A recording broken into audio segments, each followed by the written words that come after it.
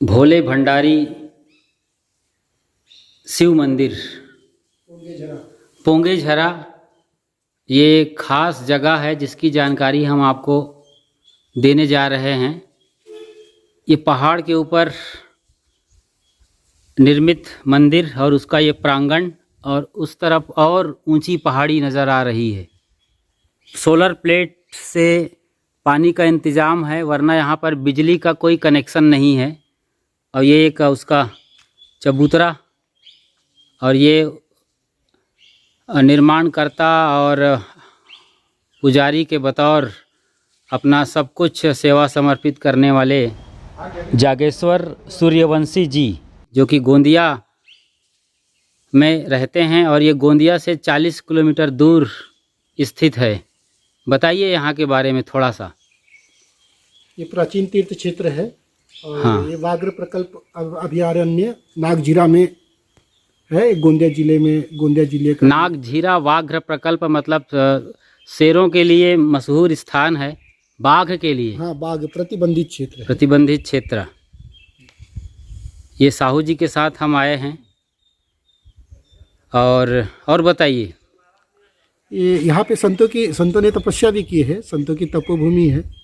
मुक्तानंद जी, महामंडलेश्वर मुक्तानंद जी महाराज जी ने यहाँ तपस्या की है, राम जी महाराज ने तपस्या की है और अन्य संतों ने तपस्या की है। स्वामी परमानंद के गुरु अवधूतानंद जी महाराज भी यहाँ आज से तकरीबन 100-150 साल पहले अपनी तपस्या की ऊर्जा से इस क्षेत्र को अभिसंचित कर सबके लिए मंगलमय बनाया है।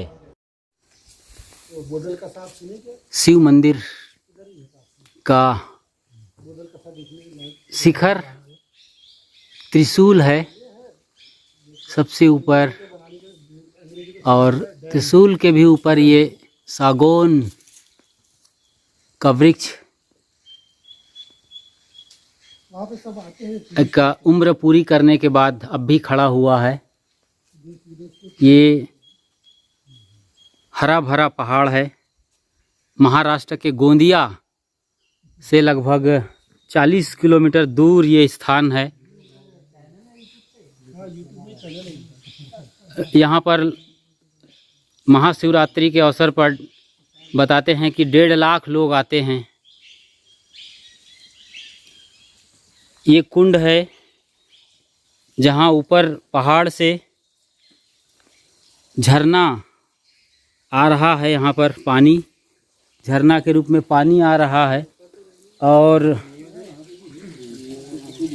उसके बाद यहाँ गोमुख, ये गोमुख है। आप ज़रा गौर से देखें, लगातार यहाँ पानी झरता रहता है 24 घंटे 12 महीने। यहाँ कभी पानी का अभाव नहीं होता, ना ये झरना कभी बंद होता है। हमने नीचे जाकर इस पानी को पिया है, काफ़ी मीठा है। और जब भीड़ आती है यहाँ 1.5 लाख लोगों की, तो पूरा भोजन इसी पानी से बनाया जाता है, फिर भी पानी कम नहीं होता है।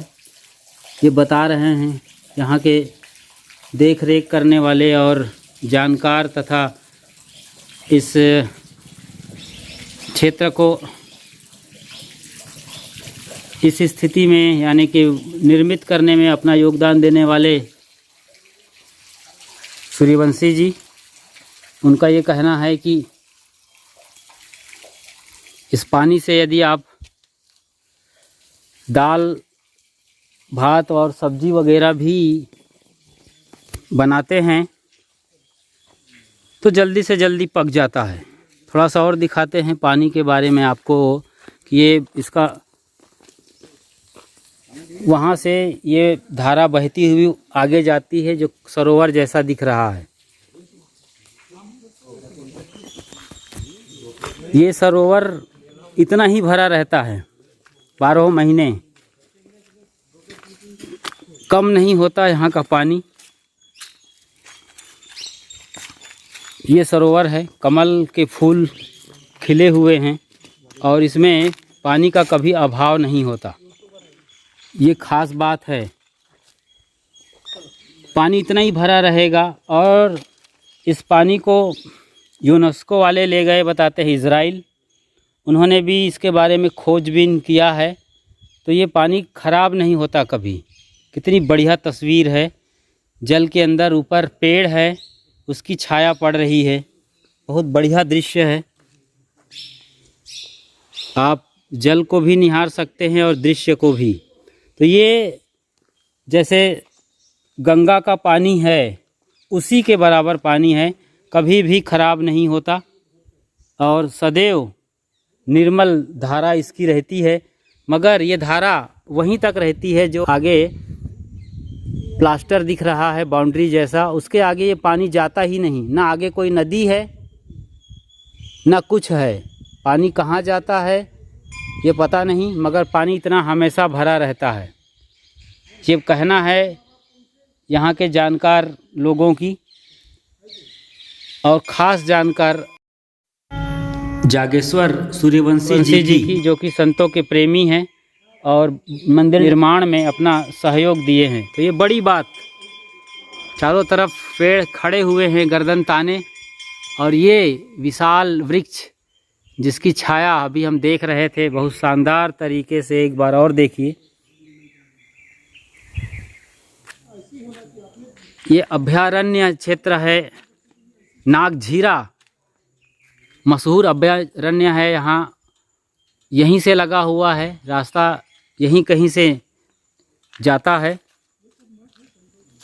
तो अद्भुत और दमदार पेड़ खड़े हैं। देखिए कितने मजबूत पेड़ हैं एकदम, और काफ़ी दमदार हैं। ऊपर हाइट में भी अद्भुत है ये दृश्य। रोमांचकारी दृश्य है यहाँ पर आना। फिर भी शांति है, नीरवता है।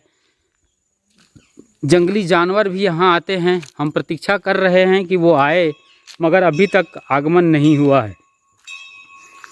अभी तक कोई जन धन की हानि नहीं हुई है किसी भी जंगली जानवर से। ये और बड़ी विशेषता है। और ये बरगद दादा एक गवाह के रूप में यहाँ पर विराजमान हैं सालों से। तो यहाँ मेला लगता है महाशिवरात्रि में, लाखों लोग आते हैं, अच्छी खासी भीड़ रहती है। और ये संतों के लिए अलग अलग निवास बना दिया गया है। यहाँ राम जी महाराज बैठा करते थे, उसकी धुनी है। और आगे और भी धुनी यहाँ बनाई गई है ताकि ठंड से भी आराम मिले। ब्रह्म योगी राम जी महाराज साधना व धुनी स्थल पोंगे झरा, ये वहाँ उस पे लिखा हुआ है स्पष्ट रूप से, आप देख सकते हैं। संतों की बड़ी महिमा रही है। आज से तकरीबन 200 साल पूर्व का यहाँ पर इतिहास है, लोगों के द्वारा बताया गया। सागौन के पेड़ ज़्यादातर नज़र आ रहे हैं और हम यहाँ पर आए हैं। जैसे कि मैंने बताया, गोंदिया से तकरीबन 40 किलोमीटर दूर बढ़िया सुरम्य रास्ता है। पेड़ पहाड़ों के बीच से आना होता है, आने में ही आनंद आ जाता है। और यहाँ आते हैं तो बात निराली है। इसकी सच्चाई को तो महसूस करिए कि प्रकृति की गोद में कितनी शांति है और नीरवता है। इसीलिए हमारे पुरखे संत गुरुजन यहाँ आकर बैठते, तपस्या करते और उसको खोजते जो सबको खोजता है, स्वयं की खोज। मैं कौन हूँ, उसकी यात्रा यहाँ से शुरू होती थी, नदी, पहाड़ और एकांत स्थल में। और अब तो यहाँ पर ये केले के पेड़ भी लगा दिए हैं। लोग दान दे जाते हैं और यहाँ अवसर आने पर भोज भंडारा हो जाता है। और ये धुना इसकी गवाही दे रहा है कि लोग यहाँ आते हैं और शांति के साथ साथ गर्मी का भी अनुभव करते हैं।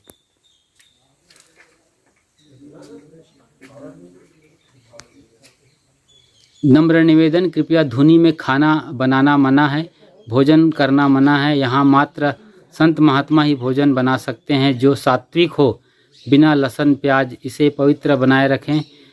यह भी मंदिर का स्वरूप है। इसका उपयोग मात्र सत्संग के लिए किया जाना चाहिए। आपका कल्याण हो। तो ये सूचना है यहाँ के लिए। अभी हम आपको पूरे मंदिर के और इस गोमुख के बारे में बता रहे थे। यहाँ के पानी की निर्मलता और पवित्रता, जहाँ जंगल के जो जानवर हैं, जंगली पशु, वो भी आकर तृप्त होते हैं। इंसान तो आते हैं अपने रोग और शोक भगाने के लिए। और आइए मिलते हैं यहाँ के प्रमुख, इस मंदिर के सचिव श्रीमान जागेश्वर सूर्यवंशी जी से। आप कुछ अच्छी खासी जानकारी देना चाहते हैं, बताइए। यहाँ पे शिवरात्रि में विशेष यानी नंदी लेके लोग आते हैं। तो जो जिनकी मनोकामनाएं पूरी होती है, जिनके कई वंश ये मंदिर के वजह से जो टिके हैं, जिसको कुल देवता भी मानते हैं। ये इस क्षेत्र के काफ़ी लोगों का कुल देवता मंदिर माना जाता है। अच्छा, और बताते रहिए। ये शिवरात्रि में जैसे इसके इस यहाँ रोज आ नहीं सकते, इसलिए उनके घर में एक चबूतरा रहता है महादेव के नाम से। और वहाँ पे रोज दिया लगाते हैं। उनके घर में एक नंदी रहता है। घर की सारी संपत्ति बेच सकते हैं, पर वो नंदी को कभी नहीं बेचते। वो एक महादेव का एक प्रतिनिधि उनके घर में हमेशा रहता है, जिसको 2-4-5 साल में उनके घर की आर्थिक व्यवस्था अच्छी रहती है, तब एक अच्छा मेले में आने के आनंद के नाम से निमंत्रण पत्रिका छाप के सारे रिश्तेदारों में बांटते हैं। घर में एक अच्छा प्रोग्राम होता है, जैसे शादी जैसे, जिसमें कि खाना वाना हर चीज़ होके फिर वो अपने घर से नंदी, बाजा गाजा और बैलगाड़ियों में निकलते हैं। चाहे उनके घर का 90 साल का भी व्यक्ति हो या आज का जन्मा व्यक्ति भी हो, उसको सारे यानी घर में कोई नहीं रहता। घर छोड़ के सब लोग यहाँ यात्रा के लिए आते हैं। नंदी को लेके आते हैं? हाँ, नंदी, बाजा गाजा, और घर के सारे। कुछ लोग तो पहले पैदल ही चलते थे। अब उस समय बारिश आती है, बारिश में भी कई लोग गीले हो जाते हैं, मर भी जाए तो घर नहीं जा सकते। उस व्यक्ति को वही दफनाएंगे, पर महादेव की यात्रा पूरी करेंगे। ये उसकी एक खासियत रहती है। और राशन भी ख़त्म हो जाए तो कहीं बीच में से ले लेंगे, पर फिर घर नहीं जाते। और पहले तो समझो जंगली जानवर भी उनके ऊपर आक्रमण कर देते थे, पर एक उनका उद्देश्य रहता है कि जो हमारा कुल देवता है उसको एक बार मिलने जाना है तो जाना ही है। और ऐसे श्रद्धा से वो ये महादेव के लिए आते हैं। हाँ, पूरी श्रद्धा, लगन और समर्पण के साथ। जैसे कि माघ मेला में इस समय लोग कल्पवास कर रहे हैं, कई श्रद्धा भक्ति से और कई कल्पना को लेकर। हाँ, उनको सारा महादेव पे विश्वास रहता है कि उन्हीं के वजह से तो भाई हम लोग, हमारा वंश चल रहा है। तो वो श्रद्धा से वो आते हैं और महादेव उनकी रक्षा करते हैं। ये उनकी मान्यता रहती है। और यहाँ आने के बाद आनंद के साथ प्रसाद बनाते हैं नहा धो के। तो यहाँ का पानी आप बता रहे थे कि कहाँ ले गए? यूनेस्को, इजराइल ले गए क्या? अमेरिका ले गए? इजराइल में मीठा पानी नहीं होता है ना। अच्छा। वो तो समुद्र का पानी फिल्टर करके ही पीते हैं, या इधर। तो उन लोगों ने क्या कहा? उन लोगों ने क्या रिपोर्ट दिया? हाँ, उन्होंने रिपोर्ट दिया कि इंडिया में जो पोंगे झड़ा का पानी है ये औषधि युक्त है। इसके पीने से कई बीमारियाँ दूर हो जाती है। और कुछ?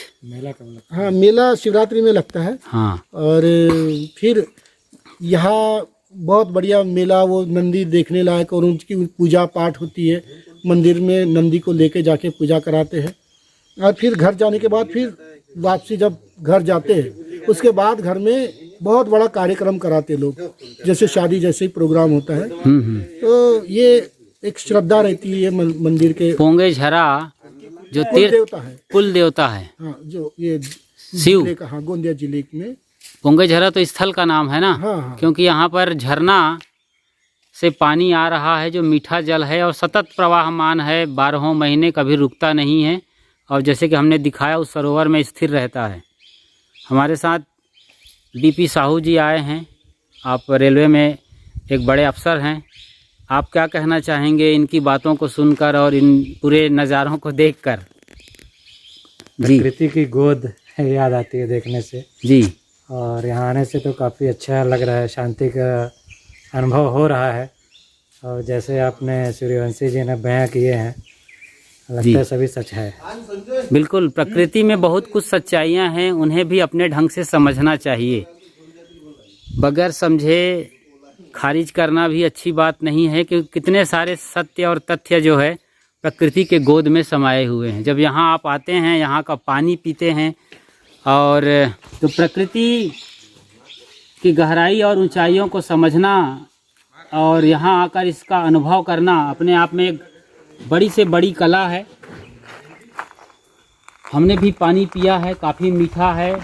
और इसके अलावा यहाँ जो स्थिरता है इस कुंड की कि आगे नहीं पानी जाता है, ना आगे कोई नदी दिखाई देती है, ये भी बड़ी गज़ब की बात है।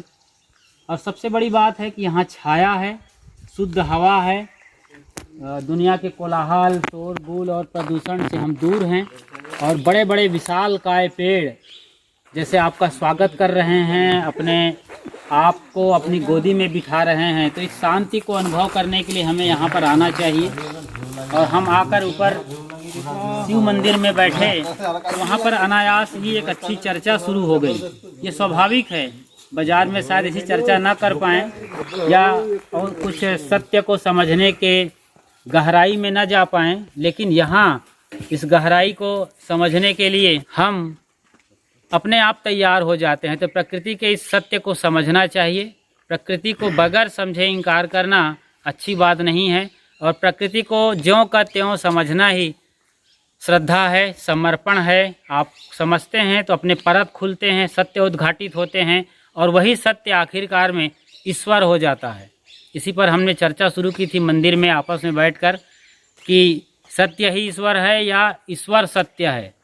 तो जब भी आप किसी सत्य से रूबरू होते हैं, चाहे छोटे सत्य हो चाहे बड़े सत्य हो, कोई छोटी घटना हो या बड़ी घटना, उसके पीछे के सत्य को जानते हैं तो आप अनंत शांति और अनुभूति में से भर जाते हैं। और एक ऐसी स्थिति निर्मित होती है, आपके अंदर ऐसी स्थिति निर्मित होती है जिसे अनिर्वचनीय कहा गया है। अद्वैत की स्थिति है। उसी अद्वैत की स्थिति को ध्यान और समाधि से जानते हैं, जो कि यहाँ इस क्षेत्र के वातावरण में आकर आप आसानी से समझ सकते हैं और जान सकते हैं। सत्य खुला हुआ है, आएं और सत्य को दर्शन कर सत्य ही ईश्वर है या ईश्वर सत्य है, इन दोनों तथ्यों को सही तरीके से समझें। जो सत्य में ईश्वर को समझ जाता है केवल वही जान सकता है कि ईश्वर ही सत्य है, क्योंकि ये दोनों कहने का अलग अंदाज हैं, बाकी सच्चाई एक है। जो भी सच है वहाँ सत्य है, वहीं जहाँ सत्य है वहीं ईश्वर है, या वो परम शक्ति और परम सत्ता है जिसको लोग अलग अलग नाम से पुकारते हैं। यदि आप हमारे चैनल पर बिल्कुल नए हैं तो फ़ौरन सब्सक्राइब कर लें, लाइक करें, शेयर करें और अपने अनुभवों को, जो हमारे वीडियो को देखकर जो आपको समझ में आता है, ज़रूर नीचे कमेंट बॉक्स में लिखें। आभार, अभिनंदन और साहेब बंदगी साहेब।